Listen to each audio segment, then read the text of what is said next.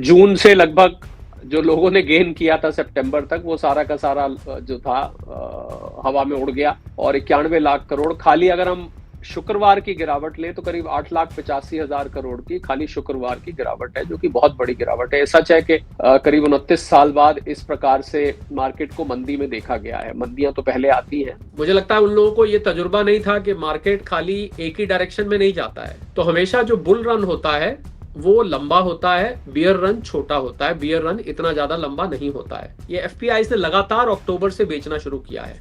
इसके पीछे वजह क्या है? इसके पीछे वजह थी डॉलर का स्ट्रांग होना, और दूसरा एक और कारण ये रहा बेचने का इनका कि चाइना ने अपने यहाँ फिर से रेड कारपेट बिछाना शुरू कर दिया। तो हम लोगों को ये सलाह दे रहे हैं कि आप इस समय वैल्यू हंटिंग करें। मैंने भी ये सुना था कि कुछ शेयर जो थे वो ओवर वैल्यू थे, मतलब उनको 20 रुपए का होना चाहिए और वो 50 और 55 और 60 तक चले गए थे। क्या ये बात सच है? सैद्धांतिक रूप पे ये होता है कि अगर ओवर वैल्यूड शेयर है तो उसमें से हवा कभी ना कभी तो निकलेगी। वो फिर ऐसे गुब्बारे की तरह है जो ज्यादा फूल गया है और कभी ना कभी जाके वो फटेगा। ये सच है। सर, कोई एक पर्टिकुलर मंथ या टाइम आप बता सकते हैं कि हाँ, इसके बाद स्टेबिलिटी मार्केट में आ जाएगी और मार्केट में अच्छे दिन देखने को मिलेंगे? पर हाँ, अगर मैं तजुर्बे को लेके चलूं तो मुझे लगता है कि 2-3 महीने अभी और वॉलेटाइल रहेगा, यानी कि मार्च, अप्रैल, मई। तो उस रेसिप्रोकल टैरिफ को लेके उससे दुनिया के बाजारों में हलचल मची हुई है। इसलिए हलचल मची हुई है क्योंकि अगर टैरिफ लगते हैं तो सामान आयात और निर्यात करना कठिन हो जाएगा। तो फिर वही परिस्थिति आ जाएगी जो 2020 के बाद अमेरिका में आई थी। तो मुझे लग रहा है ट्रम्प साहब बिजनेसमैन है और उनके साथ आजकल उनके जो खास साथी है एलन मस्क साहब, उनसे भी बड़े बिजनेसमैन है। सर, तो आप ये कहना चाह रहे हैं कि मई के बाद मार्केट में अच्छा सुधार आएगा? नहीं, देखिए, मार्केट जब जाता है तो ये जो लॉस हुआ है इसको भी कवर कर सकता है और इससे ऊपर भी जा सकता है। दोनों ही चांसेस बन सकते हैं। तीसरा, जो दुनिया के ऊपर इस समय कर्जा चढ़ा हुआ है, बहुत बड़ा कर्जा चढ़ा हुआ है दुनिया के ऊपर, $100 ट्रिलियन से ऊपर का कर्जा है। कई लोग ये कह रहे हैं कि ये जो नुकसान हो रहा है लोगों को, इसके पीछे अमित शाह और मोदी जिम्मेदार है। रातों रात अमीर बनना चाहते हैं, जबकि शेयर मार्केट में अगर आपको वेल्थ क्रिएशन करनी है तो आपको लंबे समय तक बरकरार रहना पड़ेगा। आज तक जिन्होंने भी मार्केट से अमीर बने हैं और मार्केट में बड़ा पैसा कमाया है वो वही लोग हैं जिन्होंने लंबे वक्त तक मार्केट में बने रहने का डिसीजन लिया है। जो लोग ये सट्टेबाजी को मार्केट की तरह ले लेते हैं उसमें से 85 से 90% घाटा खाते हैं। क्या हमारी अर्थव्यवस्था, जीडीपी पर भी इसका कुछ फर्क पड़ने वाला है जो मार्केट गिर रहा है? डॉलर के मुकाबले रुपए का कमजोर होना भी फिर आप कह सकते हैं कि इससे मार्केट का कोई लेन देन नहीं है? तो लोग ये भूल रहे हैं कि अब जो आप एसआईपी में पैसा जा रहा है ये तो सस्ते दामों पे आ रहा है। देखिए, दो तरीके के एसआईपी वाले हैं। एक जिनका मुनाफा कम हुआ है, यानी कि रिटर्न मेरा 35-40% आ रहा था, अब घट के 15-20% रह गया। दूसरे जो शायद आप अपना बता रहे थे कि मेरे एसआईपी घाटे में है। चाइना की तरफ सारे विदेशी इन्वेस्टर्स क्यों भाग रहे हैं इंडिया छोड़कर? शेयर मार्केट में लगातार गिरावट जारी है और 2-3 दिन से हम सभी तमाम तरह की खबरें सुन रहे हैं कि 30 सालों का गिरावट का रिकॉर्ड टूट गया है। कई हजार करोड़ रुपए डूब गया है लोगों का। 90 लाख, 91 लाख, कोई 40 लाख करोड़ की बात कर रहा है, कोई कुछ आंकड़े दे रहा है, कोई कुछ आंकड़े दे रहा है। तो मैंने सोचा कि इन आंकड़ों को वेरीफाई करने के लिए और शेयर मार्केट की गिरावट से क्या फर्क होने वाला है, इसको समझने के लिए सबसे अच्छा है कि आप किसी इकोनॉमिस्ट या फाइनेंशियल एक्सपर्ट के पास जाएं। और उस कमी को पूरा करने के लिए मैं शरद सर के पास आया हूं। शरद सर को आप सभी ने देखा होगा और कई सारे लोग जानते होंगे। तो मैंने सोचा कि ये जो रूमर्स चल रहे हैं और जो भी मार्केट में उठापटक मची हुई है, तमाम चीजें चल रही हैं, उन पर एक एक करके सर से बात करते हैं। सर, आपका बहुत बहुत स्वागत है। सर नमस्कार, थैंक यू। सर, कल से निगेटिव खबरें तो बहुत सुन ली हैं कि बहुत सारा पैसा डूब गया है, एसआईपी भी लॉस में चले गए हैं और जितने भी सेविंग्स थी वो भी खत्म हो रही हैं, विदेशी लोग भाग रहे हैं मार्केट से। आप सबसे पहले थोड़ी सी फील गुड फैक्टर दीजिए और ये बताइए कि जो मार्केट में लगातार गिरावट का दौर जारी है, इससे कब बाहर आ सकते हैं? मतलब मार्केट के अच्छे दिन कब तक देखे जा सकते हैं? देखिए, जो कल जो गिरावट देखी गई शुक्रवार के दिन, वो गिरावट लगभग निफ्टी में 425 पॉइंट की थी। सेंसेक्स 1400 पॉइंट से भी ज्यादा की गिरावट थी। और ये सच है कि अगर आप अक्टूबर में जब ये गिरावट शुरू हुई थी तो उस अक्टूबर से अगर हम अब तक देखें तो ये 91 लाख करोड़ का, जिसको हम मार्केट कैपिटलाइजेशन कहते हैं। मार्केट कैपिटलाइजेशन आपके चैनल के जो फॉलोअर्स और व्यूअर्स हैं उनकी आसानी के लिए बता देता हूँ। जब जो शेयर्स फ्लोट कर रहे होते हैं उनको जब उनकी कीमतों से मल्टीप्लाई करते हैं तो मार्केट कैपिटलाइजेशन कहलाती है। ठीक है।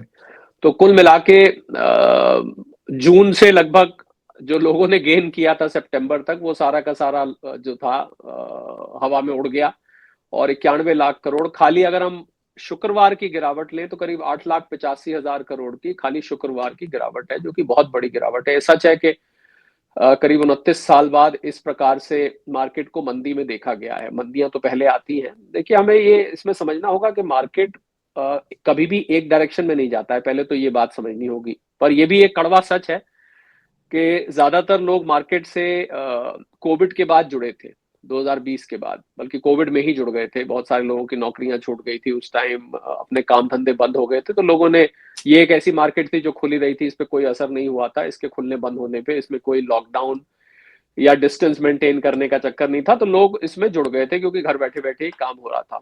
और इसमें जो मैं कड़वे सच की बात कर रहा था वो ये है, कड़वा मैं इसलिए कह रहा हूँ, हालांकि वो सच तो मीठा था, पर आज कड़वा मैं इसलिए कह रहा हूँ क्योंकि उन्होंने कभी भी ये मंदी देखी नहीं थी। तो कड़वा सच ये है कि लोगों ने इस प्रकार की मंदी देखी नहीं थी, तो 2020 के बाद ज्यादातर निवेशक उसके बाद मार्केट में आए। और जब मार्केट में आए तो 7,500 निफ्टी हुआ करता था, कोविड के दौरान थोड़ा बहुत गिरा था उस टाइम, और ये 26,277 तक पहुंच गया था सितंबर के एंड में जी। तो इतनी बड़ी इंक्रीज लोगों ने एक ही डायरेक्शन में देखी थी। उसी दौरान जिन लोगों ने शेयर मार्केट में या एसआईपीस में या म्यूचुअल फंड में पैसा डाला, उनको बड़ा अच्छा रिटर्न आया। लोगों को 100% तक रिटर्न आया, एक साल में पैसा डबल हो गया, किसी को 25%, 30%, बहुत ही अनोखा रिटर्न। इतना रिटर्न आने लगा कि बैंक वालों को अपनी एफडी लेने में दिक्कत होने लगी, कि लोग बैंकों में एफडी की बजाय म्यूचुअल फंड्स, एसआईपीस और शेयर मार्केट के साथ लगातार जुड़ने लग गए। अब मुझे लगता है उन लोगों को ये तजुर्बा नहीं था कि मार्केट खाली एक ही डायरेक्शन में नहीं जाता है। अगर आप हिस्ट्री, मुझे तो अर्थशास्त्र से और स्टॉक मार्केट से जुड़े हुए करीब 35 साल हो चुके हैं, तो आप उस पे देखेंगे तो कभी भी मार्केट एक साइड नहीं। मैंने तो कई मंदी देखी है। ये सच है कि इतनी गहरी मंदी नहीं आई, पर इसमें अच्छी बात आपने कहा कि खुशी की बात या पॉजिटिव बात या ऑप्टिमिस्टिक बात या आशावादी बात ये है कि आप अगर आंकड़े उठा के देखेंगे पिछले, तो हमेशा जो बुल रन होता है, बुल रन हम तेजी को कहते हैं और बियर रन हम मंदी को कहते हैं। जो लोग नए हैं उनके लिए मैं बता दूं, तो हमेशा जो बुल रन होता है वो लंबा होता है, बियर रन छोटा होता है। बियर रन इतना ज्यादा लंबा नहीं होता है।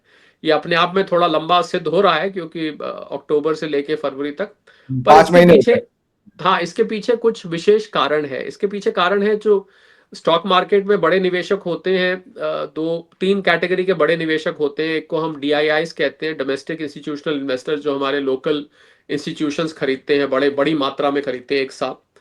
दूसरे होते हैं एफआईआईस और एफपीआई, जिनको हम फॉरेन पोर्टफोलियो इन्वेस्टर्स कहते हैं और फॉरेन इंस्टीट्यूशनल इन्वेस्टर्स कहते हैं। तो ये वो होते हैं, ये बड़ी मात्रा में खरीदते हैं और बेचते हैं। और तीसरे कैटेगरी के होते हैं एचएनआई, जिनको हम हाई नेटवर्थ इंडिविजुअल्स होते हैं, ये भी बड़ी मात्रा में खरीदते हैं। तो इन बड़ी मात्रा वाले इंस्टीट्यूशंस ने, खासकर जो एफपीआईस और एफआईआईस से, डीआईआईस ने तो बल्कि खरीदा है, ये एफपीआईस ने लगातार अक्टूबर से बेचना शुरू किया है। और बेचने का कारण जी, इसके पीछे वजह क्या है? इसके पीछे वजह थी डॉलर का स्ट्रांग होना और जियोपॉलिटिकल अनसर्टेनिटी का बढ़ना। यानी कि वैश्विक स्तर पर जो आपस में युद्ध की परिस्थिति, इजराइल हमास हो गया और इजराइल हिजबुल्लाह हो गया, इजराइल हूती हो गया। जो इजराइल की तरफ से अक्टूबर में जो जंग शुरू हुई थी, आपको पता होगा, हालांकि वो पिछली अक्टूबर में हुई थी, पर अक्टूबर में आके कुछ परिस्थितियां ऐसी बन गई थी कि जियोपॉलिटिकल टेंशन्स अपनी चरम सीमा पर पहुंच गई थी। रशिया यूक्रेन भी चल रहा था। तो क्या होता है, जब अनिश्चितता का माहौल हो जाता है, तो आपने पैसे अपने कहीं रखे हो और अनिश्चितता बाहर हो जाए, तो आप पहले कोशिश करेंगे अपने पैसे उठा के वापस ले आए। तो ऐसे ही इन एफआईआईस और एफपीआईस ने लगातार पैसा बेचना शुरू किया और हर महीने करीब 1 लाख करोड़, कभी 80,000 करोड़, कभी 1 लाख से भी ज्यादा करोड़ वो बेचते रहे लगातार, और बेच बेच के पैसा वापस अपने अपने अपने बेस पॉइंट पे ले जाते रहे, जहां के भी वो निवेशक थे। ज्यादातर अमेरिका से आते थे, कुछ यूरोप से थे, कुछ सिंगापुर दुबई के भी होते हैं, बस ज्यादातर अमेरिका से थे। तो वो पैसा वापस, उसी की वजह से रुपया भी आपको कमजोर होता दिखा डॉलर के मुकाबले। तो अब इनकी दूसरा एक और कारण ये रहा बेचने का इनका, कि चाइना ने अपने यहाँ फिर से रेड कारपेट बिछाना शुरू कर दिया। चाइना ने अपने यहाँ कुछ स्ट्रक्चरल रिफॉर्म्स किए, $1.4 ट्रिलियन का स्टिमुलस दिया अपनी अर्थव्यवस्था को, जो कि डूब रही थी। तो उसकी वजह से निवेशकों को लगा कि अब चाइना फिर से अपने आप को सुदृढ़ कर रहा है, तो हमें पैसा वहां पर लगाना चाहिए। जबकि चाइना की तरफ, आपको याद होगा, कोविड के बाद से लोगों ने अपना ध्यान देना खत्म कर दिया था, समाप्त कर दिया था, चाइना की तरफ ध्यान नहीं दे रहे थे। तो चाइना ने अपने आप को फिर से तैयार किया, उसकी वजह से कुछ पैसा यहाँ से निकल के वहां गया। तो ये कुछ कारण रहे जिसकी वजह से पैसा यहाँ से लगातार अक्टूबर के बाद से निकल रहा है। मैं कल तक का डेटा ले रहा हूँ, कल भी भारी मात्रा में एफपीआईज ने पैसा, किसी दिन कम बेचते हैं, किसी दिन ज्यादा बेचते हैं, किसी दिन औसतन बेचते हैं। पर डीआईआईज ने, जो हमारे लोकल संस्थागत निवेशक हैं जो अपने देश के, उन्होंने लगातार खरीद करी है। अगर उन्होंने खरीद ना करी होती तो शायद मार्केट आज और 10-15% नीचे होती, पर उन्होंने लगातार खरीद करी है। और देखिए, स्ट्रैटेजी भी यही होती है कि जब मार्केट, अमूमन लोग क्या करते हैं, तेजी में खरीदते हैं, मंदी में बेचते हैं। पर आप वॉरेन बुफे जैसे जो बड़े निवेशक है दुनिया में, उनकी अगर थ्योरी देखें, वो कहते हैं जब गिर रही हो तब खरीदो, क्योंकि आपको उस टाइम सस्ता मिलेगा। आप अगर खरीदोगे महंगाई में तो फिर तो वहां से नीचे आने का चांस ज्यादा है, ऊपर जाने का चांस 50-50 हो जाता है। और अगर आप नीचे में खरीदेंगे तो ये कहीं तो जाके ये रुकेगा।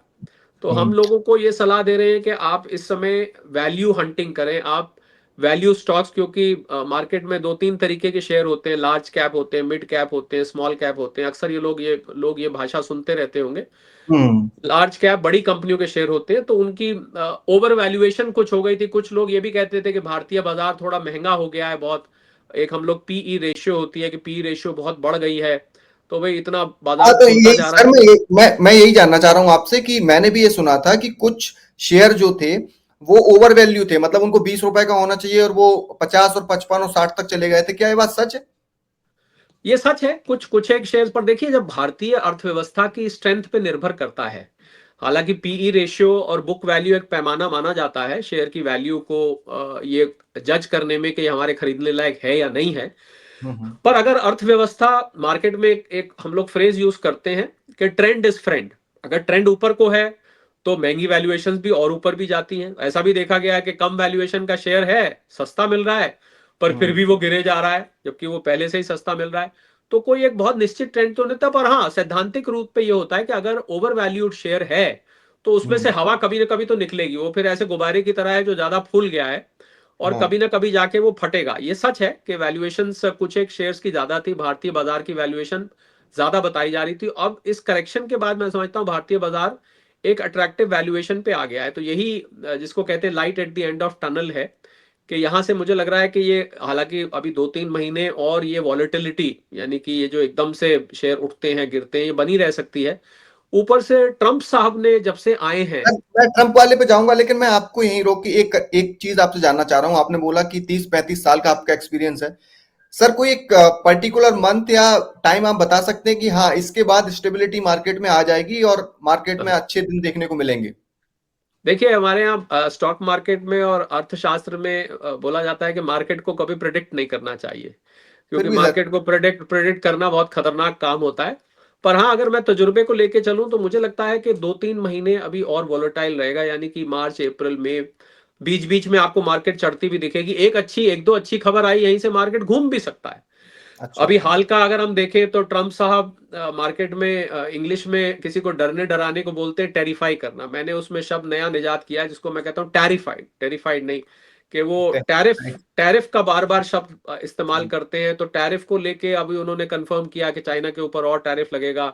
और बड़ी खबर यह आई, मेक्सिको कनाडा के ऊपर लगेगा। इससे भी बड़ी खबर आई कि 2 अप्रैल से रेसिप्रोकल टैरिफ जो उन्होंने घोषणा करी कि 2 हाथ से ताली बजेगी, आप जितना लगाओगे हम उतना लगाएंगे। प्रधानमंत्री मोदी भी अभी गए थे, उनको भी उन्होंने यही बात कह दी कि आप जितना लगाएंगे हम तो उतना लगा देंगे। तो उस रेसिप्रोकल टैरिफ को लेके उससे दुनिया के बाजारों में हलचल मची हुई है। इसलिए हलचल मची हुई है क्योंकि अगर टैरिफ लगते हैं तो सामान आयात और निर्यात करना कठिन हो जाएगा। राइट। तो एक तो एक्सपोर्ट प्रभावित होते हैं इससे। दूसरा, इससे बायलेटरल ट्रेड जो 2 देश आपस में करते हैं उसमें भी दिक्कत आती है। और तीसरी जो बड़ी दिक्कत मुझे दिखाई दे रही है, जो ट्रंप साहब मुझे लगता है जल्द ही सोचेंगे इस बारे में, कि अमेरिका अगर इस प्रकार टैरिफ लगाएगा सब देशों पर तो अमेरिका में आने वाला सामान महंगा हो जाएगा। तो अमेरिका सब सब सामान तो अपने यहाँ बनाता नहीं है, और वहां अगर बनाने लगे तो कॉस्ट ऑफ प्रोडक्शन अमेरिका में बहुत हाई है। तभी तो वो लोग भारत से, चाइना से सामान लेते हैं। तो मुझे लग रहा है कि ट्रंप साहब को इस महंगाई का अंदाजा लगाना पड़ेगा कि लोग, अमेरिका की आम जनता के लिए अगर सामान महंगा हो गया तो फिर वही परिस्थिति आ जाएगी जो 2020 के बाद अमेरिका में आई थी, जिसकी वजह से फेड ने रेट्स बढ़ाए थे। रेट बढ़ते हैं तो ग्रोथ पे प्रभाव पड़ता है, अर्थव्यवस्था पे प्रभाव पड़ता है, पैसा महंगा हो जाता है, जिसकी वजह से कंपनियों के नतीजे खराब हो जाते हैं, उनका मुनाफा प्रेशर में आ जाता है, जिसकी वजह से मार्केट गिरती है। तो मुझे लग रहा है ट्रंप साहब बिजनेसमैन है, और उनके साथ आजकल उनके जो खास साथी है इलॉन मस्क साहब, वो उनसे भी बड़े बिजनेसमैन है। हाँ तो हाँ। मुझे लग रहा है कि इस बात को वो संज्ञान लेंगे कुछ टाइम में, कि मैं बार बार अगर टैरिफ बढ़ाने की बात कहूंगा तो ये महंगाई को बढ़ावा देगा। सर, तो आप ये कहना चाह रहे हैं कि मई के बाद मार्केट में अच्छा सुधार आएगा? मुझे ऐसा लगता है कि 2-3 महीने अभी मार्केट के लिए थोड़े से चैलेंजिंग रह सकते हैं। देखिए, कोई भी डेफिनेटिव पीरियड देना, हाँ, अगर आई एग्री, आई जो एग्री। भी मार्केट को प्रिडिक्ट कर सकता है, तो फिर हाँ। तो वो मुकेश अंबानी और अडानी साहब को टक्कर दे देगा कुछ अच्छा, कुछ ही दिनों तो में। तो सर, आप क्या ये भी हो सकता है कि जो आपने बताया कि 26 सितंबर तक, मतलब सितंबर तक जो मार्केट अपने हाईएस्ट लेवल पे था, 85,000 पार कर गया था, क्या जी, वहां तक पहुंचने के आसार हैं, या फिर अभी आप देख रहे हैं कि ये एक जो जगह टिका हुआ है मार्केट, या ये एक वैल्यूएबल जगह है, या फिर इससे ऊपर जाने के चांस है? नहीं देखिए, मार्केट जब जाता है तो ये जो लॉस हुआ है इसको भी कवर कर सकता है और इससे ऊपर भी जा सकता है, दोनों ही चांसेस बन सकते हैं। यही ठीक अगर है। जो विदेशी संस्थागत निवेशक हैं, अगर ये हम्म। आज दोबारा से भारत में बाइंग शुरू कर दें, तो आपको हम्म। वो पैसा अगर वापस आने लग जाएगा, तो ये हम्म। इसको भी आगे, इसको भी पछाड़ पछाड़ दे सकता है। इसमें ये कोई मार्केट में इतना बड़ा बदलाव, कोई हैरानी की बात नहीं होगी। पर सर, सब ये इसमें दो तीन दो मैं 1 मिनट बात पूरी कर लूं, जी दो जी तीन जी चीजों पर निर्भर करेगा। मैं बात पूरी कर लूं क्योंकि बात बीच में रह जाएगी। जी जी। दो तीन चीजों पर निर्भर करेगा, आपके सवाल का पूरा जवाब मिल जाना चाहिए ना। तो दो हम्म। तीन चीजों पर निर्भर करेगा। पहला कि जियो पॉलिटिकल सिचुएशन सुधरनी चाहिए। ओके। यानी कि ये जो आपस में कल जेलेंस्की साहब व्हाइट हाउस में गए और वहां तो इनकी हाँ, वो तू तू बहस मैं हो मैं गई। बहस, पूरी हाँ। इतनी बहस हो गई जो आज तक डिप्लोमेटिक लेवल पे कभी सुनने राइट। में नहीं आती है, कि बिल्कुल जैसे दो लोग बैठ के दोस्त लड़ पड़ते हैं या दो दो हम्म। बैठ के बहस हो जाती है, इस तरीके की बहस हो गई। तो जियो पॉलिटिकल सिचुएशन बिगड़नी नहीं चाहिए, पहली बात। दूसरी बात, जियो इकोनॉमिक सिचुएशन यानी कि वैश्विक अर्थव्यवस्था खतरे में नहीं आनी चाहिए, ये दूसरी बात है। तीसरा, जो दुनिया के ऊपर इस समय कर्जा चढ़ा हुआ है, बहुत बड़ा कर्जा चढ़ा हुआ है दुनिया के ऊपर, $100 ट्रिलियन से ऊपर का कर्जा है।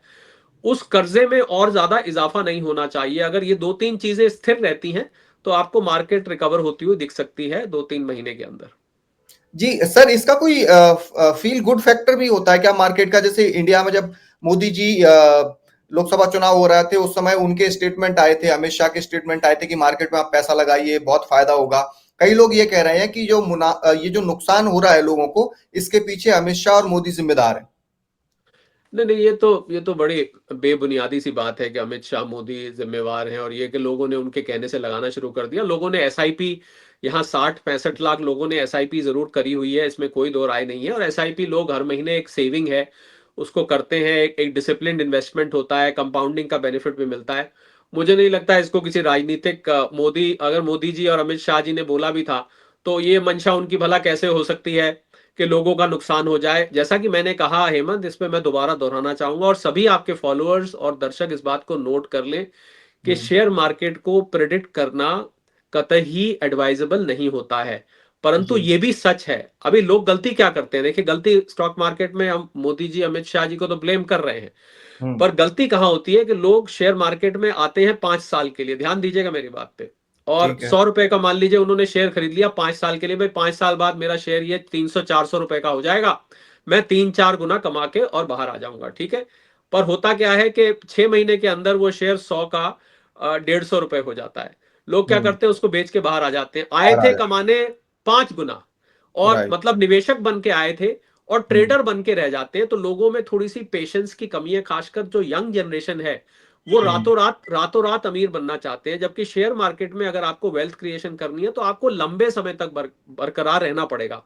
तो हम्म। अभी ये जो घाटा आ रहा है, अगर लोग ना बेचें और हम्म। लोग अपनी बार बार फोन उठा के एनएवी ना देखें, बार बार फोन उठा के शेयर प्राइस ना देखें, उसको भूल जाएं, जब मार्केट रिकवर करेगी, रिकवर करके वापस आ जाएगा, तो मुझे लगता है कि लंबे नजरिए, जो लंबी अवधि के निवेशक हैं, उनके लिए मार्केट हमेशा ही हरा भरा है। वो कभी भी मार्केट में आ सकते हैं, उनके लिए कोई दिक्कत की बात नहीं। मैं 5 साल 10 साल के जिन्होंने मार्केट में बड़ा पैसा कमाया है, हेमंत ध्यान से हम्म। सुनिएगा, जी जी। आज तक जिन्होंने भी मार्केट से अमीर बने हैं और मार्केट में बड़ा पैसा कमाया है, वो वही लोग हैं जिन्होंने लंबे वक्त तक मार्केट में बने रहने का डिसीजन लिया है। और सेबी की एक रिपोर्ट आई थी, मैं बता दूं आपको, सेबी की रिपोर्ट ये कहती है कि जो लोग शॉर्ट टर्म ट्रेडिंग करते हैं, डेरिवेटिव ट्रेडिंग करते हैं, फ्यूचर्स एंड ऑप्शंस एक होता है शेयर मार्केट में, जो लोग ये सट्टेबाजी को मार्केट की तरह ले लेते हैं, उसमें से 85 से 90% घाटा खाते हैं। तो अब ये देखिए, मेरी इस बात में आपके सारी बातों का जवाब निकल आता है। तो जो समझ लोग गया। आज घाटे में भी हैं, उनको बने रहना चाहिए, पेशेंस रखिए। मार्केट ऊपर नीचे गेंद की तरह जाता रहता है, ये मार्केट के लिए नॉर्मल है, मार्केट कभी एक डायरेक्शन में नहीं चलेगा, ये इस बात को नोट। पर दिक्कत ये, इन लोगों ने कभी मंदी देखी नहीं, जिसने मंदी राइट। नहीं देखी वो फिर बहुत ज्यादा बेचैन हो रहे हैं। अच्छा सर, एक चीज और बताइए, क्या हमारी अर्थव्यवस्था, जीडीपी पर भी इसका कुछ फर्क पड़ने वाला है जो मार्केट गिर रहा है? नहीं, अर्थ देखिए, मार्केट जो है अर्थव्यवस्था का एक बहुत दूर का सूचक होता है। क्यों होता है? क्योंकि कंपनियों के शेयर वहां लिस्टेड होते हैं, कंपनियों के हम्म। मुनाफे, कंपनियों की सेल, कंपनियों की आर्थिक हालत ही मार्केट में रिफ्लेक्ट करती है। तो हम सब जानते हैं, कंपनी जितना अच्छा करेगी उसका शेयर उतना ज्यादा चढ़ेगा, और कंपनी हम्म। का परफॉर्मेंस आता है अर्थव्यवस्था से। तो इस तरीके से आप कनेक्ट करके देख सकते हैं। पर ये जीडीपी का कोई सूचक नहीं, जीडीपी के तो कल आंकड़े आए, पिछले हम्म। क्वार्टर के मुकाबले हम 6.2 पे आ गए, पिछले क्वार्टर, उससे राइट। पिछले क्वार्टर में 5.4 पे थे। तो हम्म। मार्केट तो जैसे ही जीडीपी के आंकड़े शाम को आए, उससे पहले मार्केट 400 पॉइंट गिर गया। तो मार्केट और अर्थव्यवस्था का बिल्कुल सीधा कोई कनेक्शन नहीं होता है, इनडायरेक्ट और बहुत दूर की रिश्तेदारी होती है, जैसा मैंने आपको समझाया। तो ये डॉलर के मुकाबले रुपए का कमजोर होना भी फिर आप कह सकते हैं कि इससे मार्केट का कोई लेन देन नहीं है? डॉलर के मुकाबले रुपए का कमजोर होना, मार्केट, ये डॉलर का कमजोर होना मार्केट का एक आउटकम है। कैसे आउटकम है? क्योंकि जब विदेशी संस्थागत निवेशक यहां पर माल बेचते हैं और अपना पैसा वापस ले जाते हैं निकाल के, तो वो डॉलर में ले जाते हैं, क्योंकि डॉलर एक अंतरराष्ट्रीय करेंसी है। तो डॉलर की जैसे जैसे मांग बढ़ती है, अगर डॉलर की मांग बढ़ेगी तो डॉलर स्ट्रांग हो जाता है। तो ये डिमांड सप्लाई का खेल है। तो क्योंकि वो बार बार मार्केट में बेच रहे हैं लगातार, इसलिए डॉलर स्ट्रांग हो रहा है। और कोई वजह, मतलब उल्टा है जो आप कह रहे हैं, उसका बिल्कुल उल्टा है कि डॉलर कमजोर इसलिए हो रहा है क्योंकि मार्केट गिर रही है। यही अगर अच्छा पैसा आना शुरू हो जाए तो रुपया स्ट्रांग हो जाएगा और मार्केट भी चढ़नी शुरू हो जाएगी। सर, इसमें आप गवर्नमेंट का भी कोई रोल रोल देखते हैं? जैसे आपने बोला कि चाइना में कुछ कुछ पॉलिसी चेंज करेंगे, इस वजह से इन्वेस्टर्स वहां चले गए, इंडिया उन्होंने छोड़ दिया। तो क्या जब इतना बुरी तरीके से मार्केट धड़ाम हो रहा है, तो क्या गवर्नमेंट कोई ऐसे स्टेप ले सकती है कि भाई कुछ लोगों को वापस बुलाने का काम हो या कुछ अच्छा फैक्टर आए मार्केट में? देखिए, सरकार सीधा शेयर मार्केट में इंटरफेयर नहीं करती है, पहले तो आप ये ध्यान रखिए। हम्म। सरकार का काम नहीं है कि मार्केट इस समय ऊपर जाए नीचे जाए, ये सरकार का इसमें दखल नहीं होता। आप किसी भी सरकारी मुलाजिम से, किसी मंत्री से ये बात पूछेंगे, वित्त हम्म। मंत्रालय में किसी से पूछे, वो कहेंगे शेयर मार्केट अपनी चाल चलती है, डिमांड सप्लाई पे चलता है, किस शेयर का क्या भाव होना चाहिए, किसमें कितनी किसकी रुचि है इन्वेस्टर्स की, इससे हमारा कोई लेना देना नहीं है। हाँ, हम्म। ये जरूर है कि सरकार एक ऐसा माहौल बनाती है देश में जिससे निवेशकों को अट्रैक्ट किया जा सके। प्रधानमंत्री मोदी, दो तरीके के निवेशक आते हैं देश में, एक तो शेयर मार्केट में आते हैं जिसकी हम बात ही कर रहे हैं, एफआईआई और हम्म। एफपीआई। हम्म। दूसरे निवेशक आते हैं एफडीआई, जिसको हम फॉरेन डायरेक्ट इन्वेस्टमेंट कहते हैं। और हमारे प्रधानमंत्री जी जहां भी जाते हैं, आपको आपको देखा होगा आपने, जहां भी जाते हैं पहली बात उनकी यही होती है, वहां के इन्वेस्टर्स को बताओ कि हम्म। भारत इस समय कितना बड़ा मिडिल क्लास का बाजार बन चुका है, और यहाँ हम्म। आइए निवेश करिए, आपको यहाँ अपने प्रोडक्ट के लिए आपको यहाँ मार्केट मिलेगी। इतनी बड़ी मार्केट आपने कहीं नहीं देखी हो। हमारा मिडिल क्लास का साइज आज अमेरिका की पॉपुलेशन से हाँ। दुगना हो चुका है, राइट राइट दुगना राइट। हो चुका है। तो ये सरकार एक ऐसा माहौल बना सकती है। और देखिए, सरकार ने अपनी तरफ से काम किए हैं, ऐसा नहीं है कि नहीं किए। जैसे ही इलेक्शन खत्म हुए, गवर्नमेंट, ये जो आपको जीडीपी बढ़ती दिखी है, ये इसी वजह से दिखी है। इसका हमने कल एनालिसिस किया बैठ के कि बढ़ने का कारण क्या है। एक तो ये अक्टूबर से नवंबर तक फेस्टिव सीजन था, दिवाली दशहरा वगैरह का, दुर्गा पूजा का हम्म। वगैरह वगैरह, ये सारा फेस्टिव मौसम था। हम्म। दूसरा, सरकार ने जो कि पॉलिसी पैरालिसिस हो जाता है, पिछले साल इलेक्शन थे, उसकी वजह से मॉडल कोड ऑफ कंडक्ट लगने की वजह से सरकार अपनी योजनाओं परियोजनाओं को घोषित और इंप्लीमेंट नहीं कर पाती है। जैसे ही हम्म। इलेक्शन खत्म हुए अक्टूबर नवंबर में, गवर्नमेंट स्पेंडिंग ने रफ्तार पकड़ ली। तो गवर्नमेंट स्पेंडिंग की रफ्तार से और फेस्टिव खर्चे की वजह से आपको जीडीपी सुधरती हुई दिखाई दी। तो मुझे लगा सरकार अपनी तरफ से खर्च कर सकती है बुनियादी ढांचे पे, पुल हैं, एयरपोर्ट्स हैं, हाईवेज हैं, एक्सप्रेसवेज हैं, रेलवे स्टेशन है, इनका रेनोवेशन है। तो सरकार अपनी तरफ से जो खर्च कर सकती है वो कर रही है, जितना बजट में वो एलोकेट करते हैं। पर सरकार शेयर मार्केट में सीधा दखल करे ये नहीं हो सकता। मुझे उम्मीद है कि सरकार के एजेंडा पर और मेन्यू पर अभी बहुत सारे स्ट्रक्चरल रिफॉर्म्स है। मोदी जी ने कहा था कि अब कुछ बड़े फैसले आप सुनने के लिए तैयार रहिए। ये सच है, ये सरकार थोड़ी बाहर से सपोर्ट ले रही है एक दो पॉलिटिकल पार्टीज से, तो थोड़ा सा हैंडीकैप हो जाता है। पर मुझे नहीं लगता कि प्रधानमंत्री मोदी जी की कैबिनेट और मोदी जी रुकने वाले हैं बड़े रिफॉर्म्स करने में। तो जैसे ही किसी बड़े रिफॉर्म की घोषणा होगी, आपको मार्केट को घूमते देर नहीं लगेगी। ये लोगों को अच्छा। इसलिए बहुत ज्यादा तो निराश होने की जरूरत नहीं है। सर, तो आप भी, क्योंकि मैंने भी कुछ एसआईपी कराए हुए हैं जिनका अभी लॉस में है, तो आप ये सलाह देना चाहेंगे कि अभी मतलब होल्ड रखें और ये अच्छे दिन आएंगे, मतलब जी, मार्केट में? जी, देखिए एसआईपी की खूबसूरती होती है कि एसआईपी आपको एवरेजिंग करने की एडवांटेज देता है, क्योंकि हर महीने या हर 15 दिन जो भी आपने पीरियड किया होगा उसी हिसाब से जा रहा होगा। तो हम्म, एसआईपी अगर आपने महंगे एसआईपी लिए हुए हैं, तो लोग ये हम्म, भूल रहे हैं कि अब जो आप एसआईपी में पैसा जा रहा है ये तो सस्ते दामों पे आ रहा है। तो आपका हाँ, ऑन एन एवरेज जो पोर्टफोलियो बन रहा है, जो म्यूचुअल फंड पोर्टफोलियो बनाता है, वो हम्म, एवरेज आउट अपने आप होता जा रहा है। अगर मार्केट यहां से और नीचे जाती है तो अगले महीने का आपका एसआईपी और सस्ते शेयर खरीदेगा। हर जैसे जैसे आप डालते हैं वो लोग शेयर खरीदते जाते हैं। तो हम्म, एसआईपी वालों को कभी भी जल्दबाजी नहीं करनी चाहिए। मुझे लगता है जो भी व्यक्ति एसआईपी कर रहा है उसको 5 साल का कम से कम नजरिया रखना चाहिए, आइडियली 5 से 10 साल का। पर 5 साल से कम का नजरिया उसको नहीं रखना चाहिए। अगर आप 5 साल का नजरिया नहीं रख सकते हैं तो आपको एसआईपी नहीं करनी चाहिए। ये मैं बड़ी स्ट्रांगली रेकमेंड कर रहा हूं। तो ये सर आपने जो भी डेटा दिया और मैं भी कहीं देख रहा था कि 61 लाख लोगों ने एसआईपी छोड़ी है, बाहर निकल के आए हैं वो जनवरी के महीने में। वो शायद इसीलिए आए हैं कि उनको फायदा नहीं दिखा तो वो वापस आ गए मार्केट से। देखिए, दो तरीके के एसआईपी वाले हैं। एक जिनका मुनाफा कम हुआ है, यानी कि हम्म, रिटर्न मेरा 35-40% आ रहा था, अब घट के 15-20% रह गया। हम्म, दूसरे जो शायद आप अपना बता रहे थे कि मेरे एसआईपी घाटे में है, हम्म, तो जिनके एसआईपी का मुनाफा कम हुआ है। तो अच्छा, मैं एक कहावत बोलता हूं शेयर मार्केट में और इन्वेस्टमेंट के लिए, profit in the bank is better than profit in the books. अगर बुक्स, आपका प्रॉफिट बेच के बैंक में आ जाता है तो खाली जो नोशनल प्रॉफिट जिसको आप खाली देख देख के खुश हो रहे हैं उससे वो अच्छा है। तो उनको हम्म, मैं सलाह देता हूं, अगर आपका मुनाफा अभी भी है और डिसेंट मुनाफा है, बम्पर मुनाफा तो अब नहीं रहा होगा क्योंकि नीचे आ चुका है, तो आप बेच के एक बार के लिए बाहर आ जाइए। कम से कम आप चैन की नींद सोएंगे। अगर आप घाटे में हैं तो घाटे को बुक मत करिए, क्योंकि घाटा बुक करेंगे तो घाटा तो आपके सिर पे चढ़ जाएगा। फिर आपका जो खून पसीने की कमाई थी, जितनी भी मान लीजिए आपने 1 लाख रुपए इन्वेस्ट किया था, आज वो घट के 70,000 हो चुका है। तो 30,000 हम्म, रुपए को आप हमेशा रिग्रेट करेंगे, मेरा यार 30,000 रुपए का घाटा हुआ था। आप कई सालों तक बताते रहेंगे अपने रिश्तेदारों को, हाँ, दोस्तों को, मेरा यार 30,000 का घाटा। तो मेरी सलाह यह है, क्योंकि एसआईपी में जब आए थे, मैं मान के चलता हूं कि आप लंबे वक्त के लिए आए थे, आप बने रहे। इस बात को याद रखें कि अब जो आप मंथली कंट्रीब्यूट कर रहे हैं वो परचेसेस आपकी इस घटे हुए गिरे हुए बाजार में से हो रही है। वो माल आपका सस्ता आ रहा है आपके पैसे से। तो हम्म, ओवरऑल जो एवरेजिंग होगी इसकी, वो एवरेजिंग होके आप उतने घाटे में असल में नहीं रहेंगे जब आप इसको रिडीम करेंगे। तो घबराहट में लॉस, अनलेस की किसी को हेमंत इमरजेंसी है तो बात हम्म, अलग है, या हाँ, किसी का दिल बिल्कुल ही घट रहा है और उसको लग रहा है मेरे से अब ये संभाला नहीं जाएगा, मुझे तो हार्ट अटैक हो जाएगा और मुझे हाँ, हाइपर टेंशन हो गई है देख देख के, मेरी खून पसीने की कमाई थी, काश मैं इस पैसे से ये कर लेता, काश मैं वो कर लेता, किस घड़ी में मैंने डाल दिया, वगैरह वगैरह। देखिए, अगर हम्म। इस टाइप की फीलिंग्स आ रही हैं तो फिर तो मैं यही सलाह दूंगा आप निकल आए। पर अगर आप वाकई में समझते हैं स्टॉक मार्केट को, एसआईपी को, म्यूचुअल फंड्स को, तो लंबे वक्त के लिए बने रहिए, घबराइए नहीं। ये मार्केट रिकवर करेगी, ऐसा नहीं है कि मार्केट हमेशा नीचे ही जाएगी।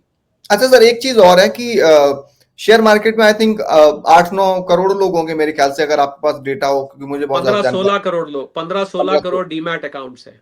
ठीक है।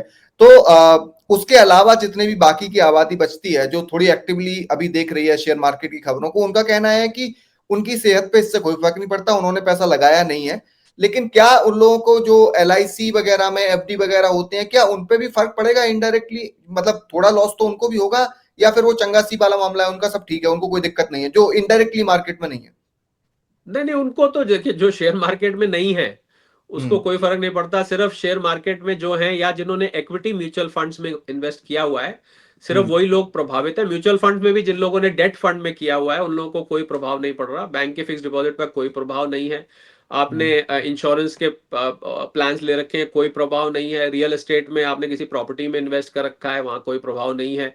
गोल्ड में कर रखा है, गोल्ड तो बल्ले बल्ले हो बोल रहा है, तो, गोल्ड चढ़े हाँ, जा रहा है। तो इसलिए बाकी के क्षेत्रों पे, एसेट्स पे इसका कोई असर नहीं होता है, सिर्फ इक्विटी म्यूचुअल फंड्स और स्टॉक मार्केट्स पे होता है। अच्छा, आपने सर अभी सोने की बात की, तो क्या इस समय सोना खरीदना भी ठीक है? सोने का देखिए, सोने का मित्र है अशांति, अस्थिरता। तो अच्छा, जैसे जैसे वैश्विक अशांति और अस्थिरता फैलेगी, मुझे हम्म, लगता है सोने पे, क्योंकि अब सोने की प्राइसेस बहुत बड़ी हुई हैं।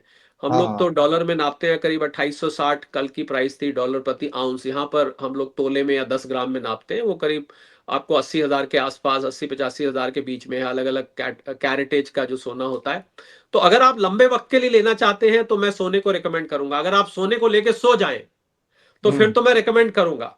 पर फिर ठीक है, अगर सोने को लेके आप सोचे मैं अगले महीने इसको 1 लाख का जैसे लेके कि और 1.5 लाख का भेज दो, ऐसा मत सोचिए। सोने का भी आप लंबे अवधि के लिए मैं रेकमेंड करता हूं, आपके पोर्टफोलियो का 15 से 20% पैसा सोने में अगर है तो इसमें कोई हर्ज नहीं है। ओके, लास्ट सवाल सर, चाइना की तरफ सारे विदेशी इन्वेस्टर्स क्यों भाग रहे हैं इंडिया छोड़कर?